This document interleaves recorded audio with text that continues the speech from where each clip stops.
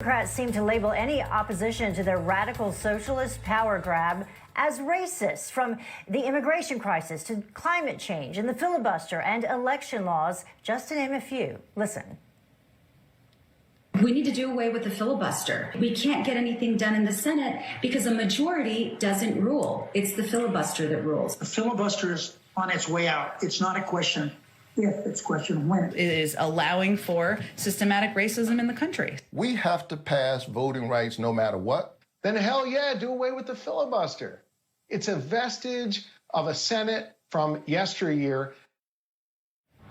And here to weigh in with a take on this is former California congressional candidate and U.S. Navy veteran Joe Collins and former Illinois Governor Rod Blagojevich. And then also, I believe that we have Governor Scott Walker, former governor, here to join in. Thank you all. Appreciate it. Joe, I will start with you first. You've no doubt heard what Jen Psaki had to say, amongst others, that the filibuster allows for systemic racism. What do you make of that? I think it's absolutely ridiculous. I mean, what does she know about racism anyway? There's not that much racism going on in our country today. I think what we have to do is stop making excuses why the politicians have been lazy for this amount of time. I mean, it's absolutely ridiculous. This is why I support new candidates coming into office, whether you're a Democrat or whether a Republican, people who want to actually get things done and pass positive policy for this country. Governor Walker, in terms of weighing in on the new election laws, specifically in Georgia, they're also slamming Republicans. Listen to this and then respond.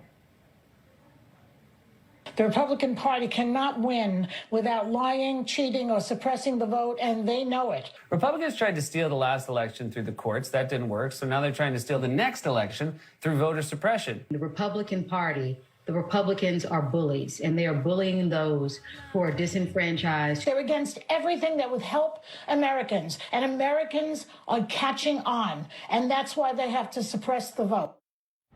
All right, so what do you think? Well, this is just a big lie, and unfortunately, Major League Baseball in particular listened to the big lie of Joe Biden that it was so bad, even the Washington Post gave it 4 Pinocchios. The big lies of Stacey Abrams.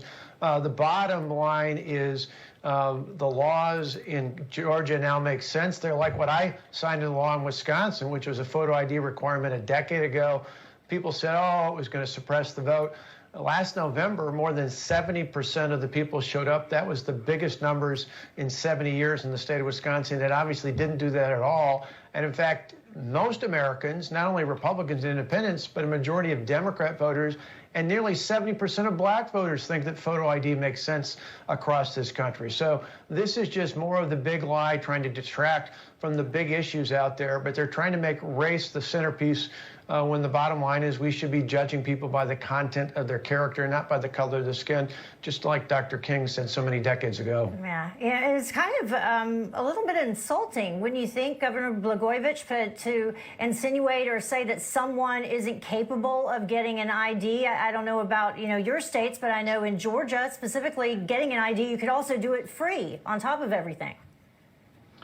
Well, I can't speak for Georgia, but I can speak for Illinois and my hometown of Chicago, and a place where historically the graveyard vote has been very effective in Democratic politics.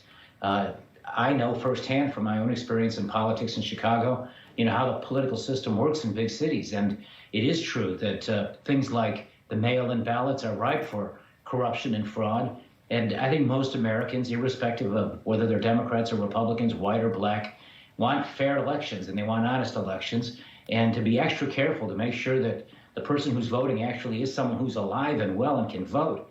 What's wrong with that? And to say that that somehow is voter suppression is yet another one of the things that too many of my fellow Democrats like to say for political reasons. Yeah, White House Press Secretary Jen Psaki has been called out, not just that claim, but some other claims, specifically this one, that the White House just keeps repeating that voting ends at 5 p.m. However, that has been debunked by multiple reports. Despite that, Psaki continues with apparently no plans to change the messaging. Listen.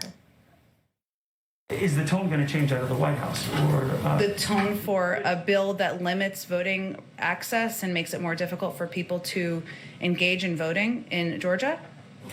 No, that's actually not what the governor of Georgia has said.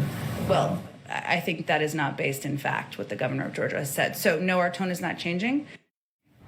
So, Joe, just overall, what do you think is the deal with this administration when it comes to race? Because this was supposed to be about unity, and I'm thinking we're not really unified right now. You know what? When it comes to this administration, one thing that the people of America cannot forget is that if you want to talk about systemic racism, Joe Biden, because he's the perpetrator of all of it. When it comes to Jen Psaki, I think the Biden administration set this lady up for failure. I mean, through the rosy red cheeks and the rosy red hair, you can see the frustration in her face because the Biden administration came into the presidency with no plans, and now you're asking this lady to go out and explain a no-plan policy from the Biden administration to the entire United States, and she absolutely can't. That's why she has to circle back every time. All right, Governor Blagojevich, quickly a final word. My final word is it's terrible what some of the modern Democrats are doing today, how they play the race card as if it's a political trump card, no pun intended. It's wrong, and frankly, it not only divides our community and divides our country, but it's misleading to black people. Here you have the Democratic Party today that wants to defund the police, when 75% of the murders in Chicago, where there have been over 800 murders, are black people, to leave black people even more vulnerable. And they're doing it because of the cynical racial political component to it. And frankly, that's racist. Yeah. Governor Walker, final word. Yeah, the bottom line is they tried to bring Marxism in years ago. It didn't work because we don't pit one class versus another economically. Now they're trying to bring it in based on race and gender and sex. That's wrong, too. Freedom and opportunity should be available for everyone in this country, black or white, rich or poor, young or old. Whether you were born here or legally came here, that should be open for everyone. Yeah. You know what? I like what all three of you had to say, and I have a feeling all of our viewers do too. And we need to hear more of that because we need to reverse direction, the direction that this country is headed right now.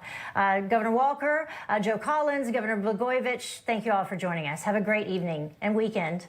Thank you. All right. You too. Thank you.